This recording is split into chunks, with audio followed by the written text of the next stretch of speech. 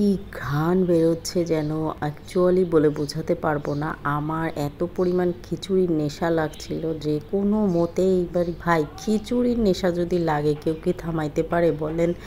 যত গরম যাই হোক না কেন প্রচুর পরিমাণে খিচুড়ি খেতে ইচ্ছা করছিল জ্বর থেকে উঠে। তো চলে আসলাম ঝটপট করে একটু খিচুড়ি রান্না করে নিলাম। মানে এত সুন্দর স্মেল বেরোচ্ছিল আসলে বলে বোঝানো যাবে না। খুবই খুবই মজা লাগছিল। একদমই সিম্পল খিচুড়ি। তো আমাকে অনেকেই বলেছিল যে গরমের ভেতর রান্না করার দরকার নাই, থাক বৃষ্টি হোক। কিসের বৃষ্টি, কিসের জন্য ওয়েট? আসলে মন যদি না মানে তাহলে কি ওয়েট করা যায় বলেন?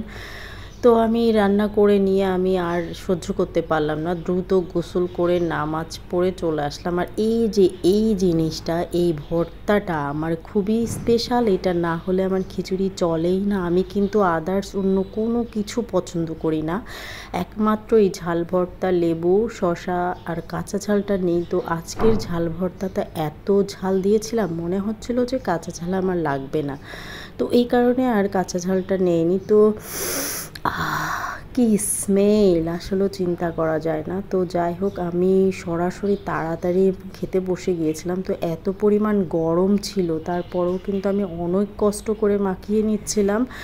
তো আমার মতো খিচুড়ি লাভার কে কে আছে অবশ্যই আমাকে কমেন্টস করে জানাবে। আর আমি কিন্তু ছোটোবেলা থেকে খিচুড়ি খুবই খুবই পছন্দ করি। কোনো বাসায় যদি মনে হয় যে খিচুড়ি রান্না করছে আমার মন চলে যায় সেই বাসাতে। মানে এত পরিমাণে খিচুড়ি লাভার আমি। তো কিসের গরম মনে হলো আমি তো সারাদিন এসির মধ্যেই থাকবো, আর পানি খেতে ইচ্ছা করলে পানি বেশি খাইলে তো আরও বেশি লাভ।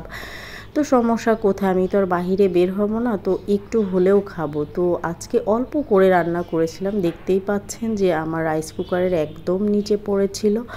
তো যাই হোক, কে কোথা থেকে দেখছেন অবশ্যই আমাকে কমেন্টস করে জানাবেন, এবং কে কে খিচুড়ি লাভার আছেন অবশ্যই জানাবেন। আর আমার চ্যানেলে যদি নতুন হয়ে থাকেন তো অবশ্যই সাবস্ক্রাইব করবেন এবং ফলো বাটনে ক্লিক করবেন। আর পরবর্তী ভিডিও দেখার জন্য আমন্ত্রণ রইল। আর অবশ্যই আমার মানে খিচুড়িটা কেমন হয়েছে দেখতে সেটা কিন্তু জানাতে ভুলবেন না। তো আমি কিন্তু ভীষণ মজা করে খেয়ে নিলাম খিচুড়িটা। মানে অনেক দিন পর মনে হচ্ছে জ্বর হওয়ার পর থেকে আমি একদম আত্মা পুড়ে খেলাম। তো ফ্রেন্ডস আজকের মতো এ পর্যন্তই। আল্লাহ হাফেজ।